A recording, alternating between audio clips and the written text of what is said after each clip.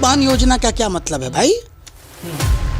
इस देश का इस राज्य का जो पढ़ा लिखा बेरोजगार है, उन पढ़े लिखे बेरोजगारों को अगर सरकार कुछ देती है, उसको कुछ अनुदान अगर देती है, तो ये बात समझ में आता है कि साहब चलिए बेरोजगारों को हम बेरोजगारी भत्ता दे रहे हैं। तो क्या तेजस्वी यादव को ये सामने आकर के कहना चाहिए कि हम 200 जो यूनिट बिजली फ्री दे रहे हैं, इसका ये पैमाना है और इसकी आपूर्ति हम यहाँ से कर लेंगे? हाँ, तो नीतीश कुमार को भी तो कसक होगी प्रधानमंत्री बनने का। लालू यादव ने उप प्रधानमंत्री बनने का सपना दिखा दिया। देखिए, लालू जी ने उप प्रधानमंत्री बनने का सपना दिखा दिया और बीजेपी ने ऑफर दे रखा है। देखिए, जन स्वराज को चाहते सब हैं, जान सब गए हैं, लेकिन जन स्वराज को वोट देने की स्थिति में लोग नहीं है। एक CCC का फार्मूला होता है कि हम अगर अपना प्रोडक्ट बेचने जाते हैं तो पहले कन्विंस करते हैं, कन्विंस जब नहीं होता है तो उसको करप्ट करने की कोशिश करते हैं, और तब भी नहीं होता है तो उसको कंफ्यूज करके छोड़ देते हैं। नमस्कार, आप देख रहे हैं फाइनल पोस्ट पुरुषोत्तम के साथ। बिहार पॉलिटिक्स की हम बात करने जा रहे हैं और उसमें हम बात करने जा रहे हैं नीतीश कुमार जी के बारे में। कोई कह रहा है कि नीतीश कुमार पलटी मार देंगे, कोई कह रहा है कि नीतीश कुमार की गाड़ी, नीतीश कुमार का काफिला राजभवन तक पहुंच गई है, राज्यपाल से मिलने जा रहे हैं, इस्तीफे की तैयारी हो गई है, इस्तीफा अब देने ही वाले हैं, मुकम्मल तैयारी हो गई है। और कोई तो ये कह रहा है कि तेजस्वी यादव थोड़ी देर में अब शपथ ग्रहण करने वाले हैं, मुख्यमंत्री बनने वाले हैं। क्या चल रहा है, खबरें सटीक हैं या कयासों का बाजार गर्म है, इन सब की आज चर्चा करेंगे हम अपने editor in chief Gyaneshwar Gautam ji के साथ। स्वागत है सर आपका। धन्यवाद पुरुषोत्तम। शायद इस नए वर्ष में ये पहला वीडियो होगा हमारा जब हम लोग पॉलिटिकल एनालिसिस कर रहे हैं, और इस वक्त जो है काफ़ी ठंड है, छुट्टियां हो रही हैं सरकारी स्कूलों में, निजी स्कूलों में, और इसी बीच वहीं कयासों का बाजार गर्म है और कुछ लोग तो एकदम सटीक विश्लेषण कर दे रहे हैं, भाई नीतीश कुमार कहाँ जाएंगे? आप बताइए, नीतीश कुमार पलटी मार देंगे क्या? देखिए, सबसे पहले तो नए वर्ष में हम अपने सारे जो हमारे श्रोता हैं जी, उन सबों को नए वर्ष की शुभकामनाएं देते हैं और उम्मीद करते हैं कि नया वर्ष आपके लिए नई खुशियों के साथ आवे, आपकी तरक्की बनी रहे, आपको वो वैभव प्राप्त हो जो आप चाहते हैं। दूसरी बात यह है पुरुषोत्तम, अभी जो आपने कहा, हम भी सोशल मीडिया पर देख रहे थे। दरअसल होता यह है कि अपने रीच को बढ़ाने के लिए लोग तरह तरह की बातें गढ़ते हैं, करते हैं।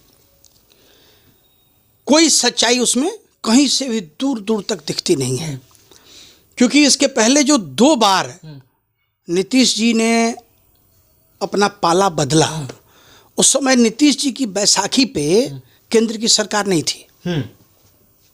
बहुत इंपॉर्टेंट पॉइंट है, बहुत बड़ी बात है। उस समय नीतीश जी की बैसाखी पे नहीं थी। और आज आपको बता दें, कयासों का बाजार जो भी गर्म हो जाए, है ना, लेकिन किसी भी स्थिति में भारतीय जनता पार्टी नीतीश कुमार के साथ अपने संबंध को खराब नहीं करेगी। और अगर खराब करेगी भी तो क्यों करेगी? मुख्यमंत्री पद के लिए कोई मामला तो बनता नहीं। क्यों, काहे का मुख्यमंत्री भाई? हम कहते हैं कि बिहार में अगर नीतीश कुमार का ही शासन है तो भारतीय जनता पार्टी तो जितने दिन से नीतीश जी का शासन रहा है उसमें मैक्सिमम टाइम तो नीतीश जी बीजेपी के साथ ही रहे हैं। और आपको एक चीज और बता दें, नीतीश जी बीजेपी के साथ ज्यादा कंफर्टेबल रहते हैं। ये कसक नहीं रहती होगी भाजपा को कि हमारा मुख्यमंत्री नहीं है? देखिए, ये कसक सत्ता में रहने वाले, सत्ता की राजनीति करने वाले सबको ये कसक होती है। आपको क्या लगता है कि शिंदे को कसक आज नहीं होती होगी? होती होगी। शिंदे को भी तो कसक होती होगी ना कि महाराष्ट्र में सरकार बनाने में हमारी जो भूमिका थी, वो भूमिका, और आज चुनाव हुआ, चुनाव में फिर जो हमको समर्थन मिला जनता का, उस सब को धत्ता बताते हुए भारतीय जनता पार्टी ने सरकार अपनी बना ली। मांग रहे थे गृह मंत्रालय, वो भी उनको नहीं मिला। देखिए, ये राजनीति में इस तरह के उठापटक चलते हैं, है ना। और सत्ता में आपको एक चीज मैं बता दूं कि गठबंधन कहीं भी वहीं होता है जहां एक पक्ष बहुत मजबूत होता है, एक पक्ष कमजोर होता है, या कमजोर पक्ष के बिना मजबूत पक्ष का काम नहीं चलता है। जो स्थिति अभी आपको देखने को बिहार में मिलेगी केंद्र में। अच्छा, आप एक बात मुझे बताइए, 12 सांसद हैं नीतीश जी के, है ना। अगर 12 सांसद को लेकर नीतीश जी अलग भी हो जाते हैं तो क्या सरकार पे कोई खतरा है? नहीं है, कोई खतरा नहीं है। दूसरा, इंडिया गठबंधन की स्थिति को देख लीजिए, वहां इतना मारकाट मचा हुआ है ना। आज हरियाणा में अगर इंडिया गठबंधन करके चुनाव लड़ती तो सरकार इंडिया गठबंधन की बन सकती थी? है ना, वहाँ मारकाट की स्थिति बन गई। आज आप देख लीजिए बाकी जगहों पे भी जो अभी महाराष्ट्र की जो स्थिति हुई, महाराष्ट्र में भी देख लीजिए, है ना। तो इंडिया गठबंधन में खुद ही इतनी विचारधाराओं का फर्क है ना, कि उसमें हमको नहीं लगता है कि वो आपने कहा ना कि वो सबको कसक रहता है कि राजनीतिक दल में, हाँ, तो नीतीश कुमार को भी तो कसक होगी प्रधानमंत्री बनने का। लालू यादव ने उप प्रधानमंत्री बनने का सपना दिखा दिया। देखिए, लालू जी ने उप प्रधानमंत्री बनने का सपना दिखा दिया और बीजेपी ने ऑफर दे रखा है कि यहाँ की गद्दी छोड़ दीजिए, अच्छा, वहाँ उप प्रधानमंत्री बन जाइए।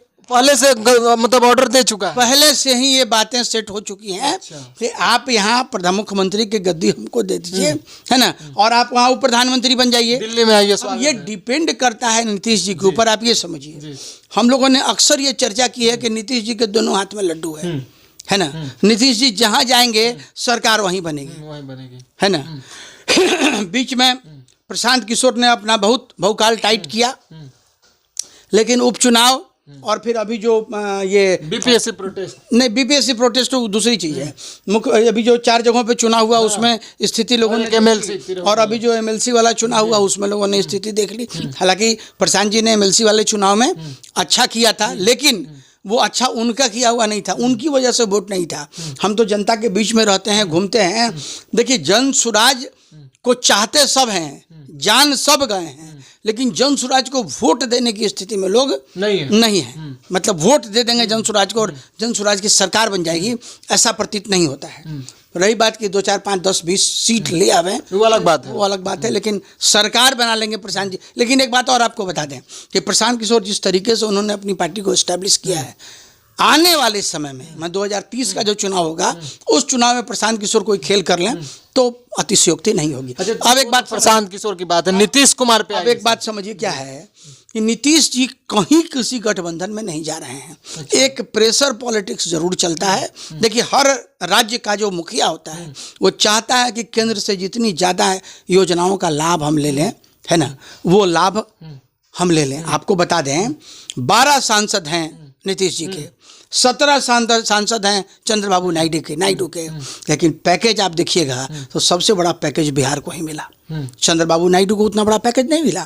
तो नीतीश जी जो चाहते हैं, जिस तरीके से चाहते हैं उस तरीके से चीज़ों को implement. Nitish ji pressure politics कर रहे हैं। देखिए, प्रेशर पॉलिटिक्स ये है कि अभी लोग उनके ऊपर ये दबाव दे रहे हैं कि भैया आप गद्दी चलाने लायक आप नहीं रहे, आपकी उम्र हो गई है ना। लेकिन ये भी तो नीतीश जी, वो कहावत नहीं है, साठा तो पाठा, है ना।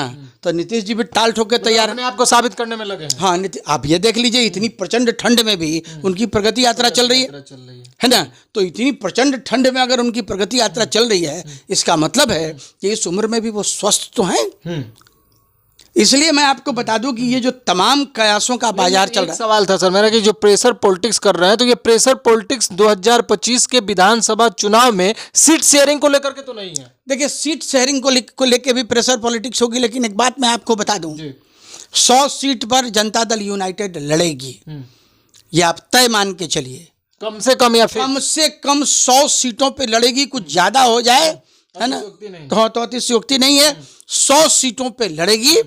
100 बाकी जो 143 सीट बचते हैं, उस 143 सीट में भारतीय जनता पार्टी अपने और अपने एलीज के साथ, जैसे मान लीजिए चिराग पासवान, जीतन राम मांझी, ठीक है, उपेंद्र कुशवाहा, इन लोगों के साथ जो भी सीट शेयरिंग करना पड़े करें, लेकिन नीतीश जी 100 से कम सीटों पे समझौता नहीं करेंगे और बीजेपी को यह हर हाल में मानना भी पड़ेगा।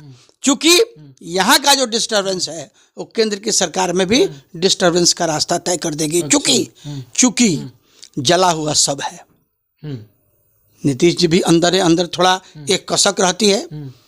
उनको 2005 याद पड़ता है हमेशा, है ना, ये 2014 जब भोज का आमंत्रण देने के बाद, नहीं 14 नहीं, थोड़ा पहले की बात है, गुजरात वाला जो भोज था, नहीं ये बिहार में जो भोज था जिसमें न्योता देके और फिर फिर अब वो कैंसिल कर दिया था। तो कसक जो है ना, वो कसक है। लेकिन इसके बावजूद भी मैं आपको बता दूं कि बिहार में किसी भी तरह का कोई अलट पलट नहीं होने जा रहा है। और देखिए होता क्या है ना, आपने सेल्स में पढ़ा होगा, ट्रिपल सी, एक ट्रिपल सी का फॉर्मूला होता है कि हम अगर अपना प्रोडक्ट बेचने जाते हैं तो पहले कन्विंस करते हैं, कन्विंस जब नहीं होता है तो उसको करप्ट करने की कोशिश करते हैं, और तब भी नहीं होता है तो उसको कंफ्यूज करके छोड़ देते हैं। तो अभी जो है राष्ट्रीय जनता दल उसी तरीके से, या इंडिया गठबंधन कह लीजिए, वो लास्ट वाला जो सी है, कंफ्यूज करने की स्थिति, तो जनता के अंदर एक कंफ्यूजन क्रिएट करने की कोशिश कर रहे हैं। हालांकि कि नीतीश जी अस्वस्थ हो गए हैं, नहीं, नीतीश जी अस्वस्थ हो गए हैं, अब उनसे शासन नहीं चलने वाला है, ताकि लोगों को लगे कि अब इनको वोट देने से कोई फायदा नहीं है। लेकिन नीतीश कुमार इस उम्र में भी और इस प्रचंड ठंड में भी अपनी प्रगति यात्रा कर रहे हैं, और बिहार का नेतृत्व करने में अपने आप को सक्षम दिखा रहे हैं, जो दिखता है। तो जब तक नीतीश कुमार बेड रिडन नहीं हो जाते हैं तब तक सत्ता से अपने आप को अलग नहीं। इस तरह की बात करें, मुझे तो ये समझ में आता है कि नीतीश जी बेड पर भी होंगे फिर भी सरकार चला लेंगे, क्योंकि अधिकारियों पर जो कंट्रोल है पिछले हमको लगता है 20 सालों से, उनके इशारों को भी समझ, आप समझिए, इसका एक ड्रॉबैक भी है। अधिकारियों पे कंट्रोल तो उनका है, लेकिन अधिकारियों ने इसका नाजायज फायदा उठाया है। अच्छा। आज आप ये बताइए कि अभी बीपीएससी को भी लेकर जो मामला सामने है, जो किरकिरी बनी हुई है सरकार के लिए, इसमें भी दोस्त उनके अधिकारी का ही है। आज आप ईओयू के द्वारा देख लीजिए कि ईओयू के द्वारा छापेमारी करके जिनके पास से नाजायज संपत्ति निकाली जा रही है, उसमें दोस्त उनके पदाधिकारियों का ही है। तो पदाधिकारियों ने उनको ठगा है ना, लेकिन उनकी मजबूरी है कि उन पदाधिकारियों के अलावा शासन पे कंट्रोल किसके माध्यम से रखेंगे। तो बिहार के जो पदाधिकारी हैं उसमें से पदाधिकारियों का कुछ परसेंटेज आप मान लीजिए जिन लोगों ने नीतीश कुमार के साथ छल किया है, और नीतीश कुमार के साथ जिसने छल किया है, नीतीश ने उसके साथ भी छल करके उसको छलाछल कर दिया। अंतिम सवाल मेरा, बात नीतीश कुमार, तेजस्वी यादव भी यात्रा कर रहे हैं, कार्यकर्ता सम्मेलन कर रहे हैं, और आज ही मोतिहारी पहुंचे थे। बहुत सारे बैनर पोस्टर लगे हैं, 2500 रुपया माई बहन योजना, और उसके बाद 400 से वृद्धा पेंशन बढ़ा के 1500, 200 यूनिट बिजली फ्री। ये फायदा करेगा क्या बिहार में? देखिए, एक बात आपको बता दें, इसको एक शब्द दिया गया था, मुफ्त की रेवड़ियाँ। अच्छा। नाम दिया था भारतीय जनता पार्टी ने, है ना। हाँ, बांट रहे थे अरविंद केजरीवाल और बांट रहे थे अरविंद केजरीवाल।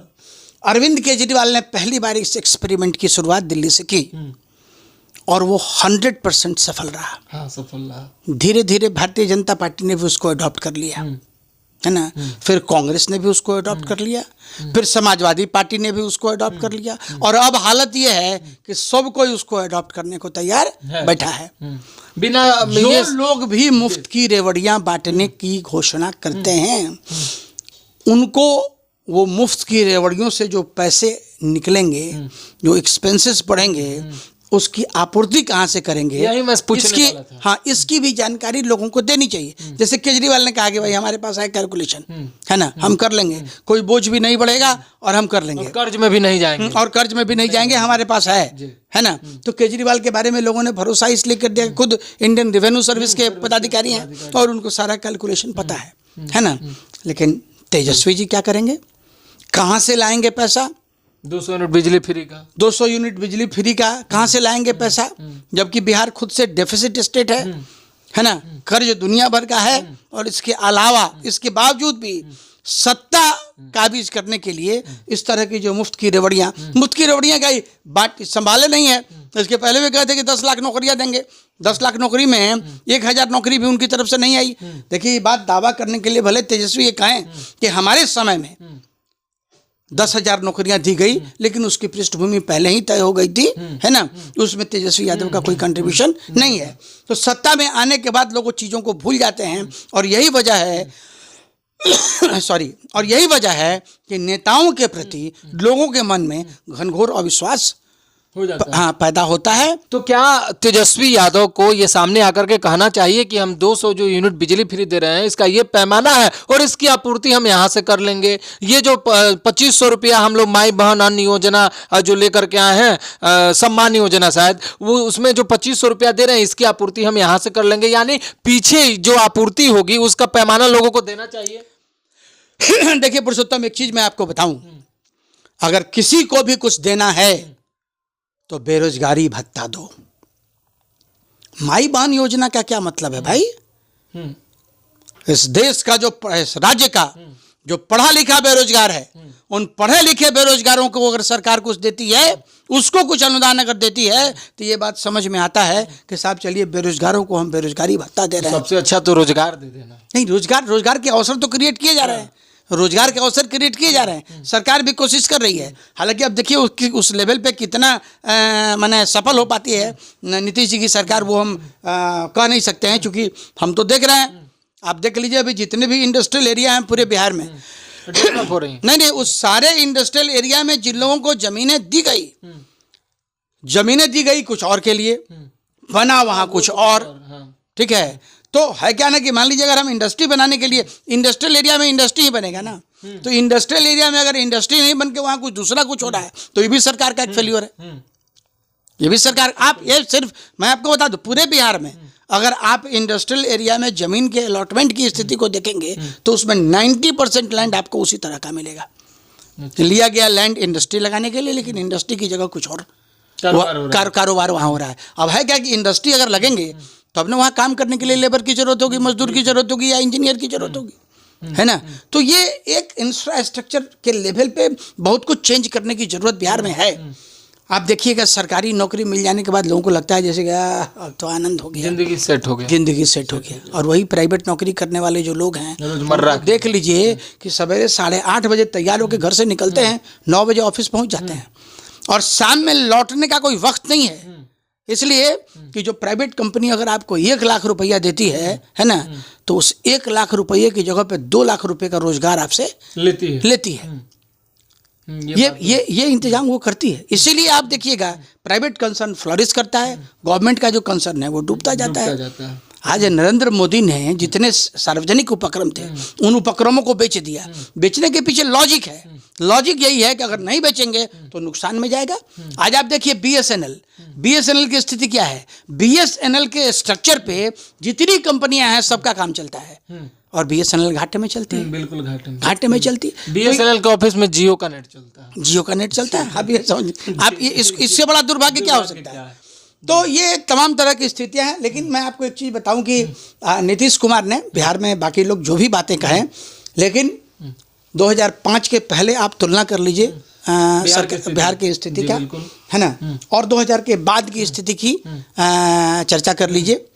बदलाव तो हुआ, बदलाव की तरह नहीं हुआ। आज मान लीजिए ड्रामेटिक चेंज। देखिए एक बात आपसे, उस समय आप इंडस्ट्री की कल्पना नहीं कर सकते थे, आज आप बिहार में इंडस्ट्री की कल्पना कर सकते हैं। उस समय तो रोड भी नहीं था, ठीक है, न सड़क थी न बिजली थी, है ना, और सड़क और बिजली दोनों इंडस्ट्रीज के लिए बहुत इंपॉर्टेंट है ना। तो आज बिहार में एक आमूल चूल परिवर्तन हो चुका है ना।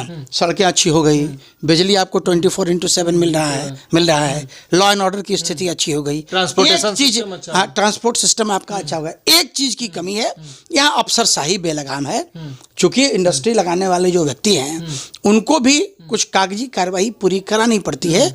उसमें आज भी, मैंने आप इस शब्द को कह लीजिए कि उसमें आज भी गुंडागर्दी है, और उस गुंडागर्दी को अगर नीतीश जी ने खत्म कर दिया तो मैं आपको बता दूं कि बड़ी संख्या में इन्वेस्टर्स बिहार में भी आएंगे, इंडस्ट्री लगाएंगे, और बिहार के बेरोजगारों को रोजगार के अवसर मिलेगा। अंतिम सवाल है, 1 मिनट में जवाब दीजिएगा कि इस नए वर्ष में भी मुख्यमंत्री नीतीश कुमार ही होंगे? कोई दो राय है ही नहीं। अच्छा, मतलब कोई से नीतीश कुमार नहीं है। एक बात आप समझ लीजिए, इसके पहले भी 2 बार गठबंधन बदला है, और दूसरी बार जब गठबंधन बदला उस समय बहुत तरह की स्थितियां पैदा करने की कोशिश की गई कि भाई इस बार नहीं मानेंगे, इस बार मुख्यमंत्री नहीं बनने देंगे। हुआ वही जो नीतीश जी ने चाहा, इस बार भी होगा वही जो नीतीश जी चाहेंगे। चलिए सब देखिए, मैं एक एग्जाम्पल भी आपको बताता हूँ। अभी विजय सिन्हा ने स्टेटमेंट एक दिया था, ठीक है, कि भारतीय जनता पार्टी की सरकार बनेगी, है ना, और 2 घंटे के बाद फिर से उन्होंने अपना स्टैंड बदल लिया। प्रेस वालों को बुला के बयान दिया कर भाई नीतीश जी हमारे नेता हैं और उन्हीं के नेतृत्व में हम लोग चुनाव लड़ेंगे, है ना। तो नीतीश कुमार के बिना बिहार की राजनीति, माने असंभव राजनीति और केंद्र की राजनीति, दोनों राजनीति नीतीश कुमार के बिना चले, ऐसा संभव प्रतीत नहीं दिखता है। चले सब, बहुत बहुत धन्यवाद। तो पूरा आप लोगों ने ये जो पॉलिटिकल एनालिसिस था उसको देखा, अंत में निष्कर्ष यही निकला कि नीतीश कुमार के बिना संभव नहीं है बिहार का पॉलिटिक्स। जब तक नीतीश कुमार चल रहे हैं, इस ठंड में प्रगति यात्रा पर निकले हैं या जो भी अपना कार्य कर रहे हैं, और जब ये बातें भाजपा के बड़े बड़े नेता कह रहे हैं कि हम नीतीश कुमार के नेतृत्व में ही चुनाव लड़ेंगे, जब ये बातें जदयू के बड़े बड़े नेता कह रहे हैं कि हम नीतीश कुमार के ही नेतृत्व में चुनाव लड़ेंगे, तो फिर ये कहना मुझे लगता है कि एकदम बेकार होगा कि नीतीश कुमार पलटी मार देंगे, नीतीश कुमार इस्तीफा दे देंगे, क्योंकि नीतीश कुमार ही 2025 में भी होने वाले विधानसभा चुनाव में अभी की जो वीडियो है हम लोग जो बात की उससे यही निष्कर्ष निकल करके सामने आया कि मुख्यमंत्री वहीं रहेंगे। बने रहिए आप हमारे साथ, देखते रहिए फाइनल पोस्ट। कैसा लगा हमारा एपिसोड कमेंट में अपनी राय जरूर रखिएगा। बहुत बहुत धन्यवाद।